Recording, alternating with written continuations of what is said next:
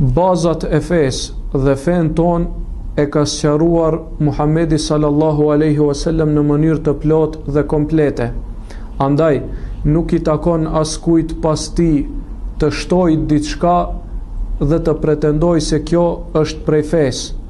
Allahu i lartësuar për ajeteve të fundit që e zbriti është se El-yawma akmaltu lakum dinakum wa atmamtu alaykum ni'mati wa raditu lakum al-islam dina.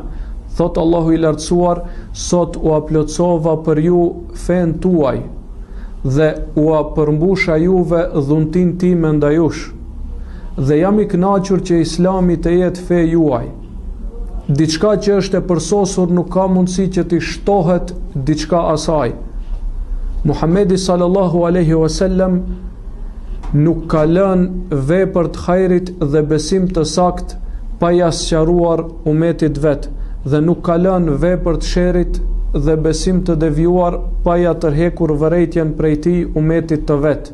Ajo që na ngel neve është që t'i pasojmë urdhrat e tij dhe sqarimet e tij, asesi që të shpikim gjëra të reja në fe.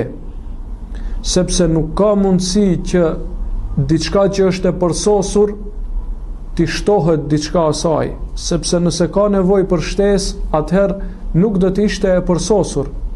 Siç thon dietarët, thon kush e shpik një vepër në fe dhe pretendon se ajo është e mirë, ai e akuzon Allahun subhanahu wa taala se nuk e ka plotësuar fen dhe akuzon Muhammedin sallallahu alaihi wasallam se nuk e ka sqaruar fen si duhet.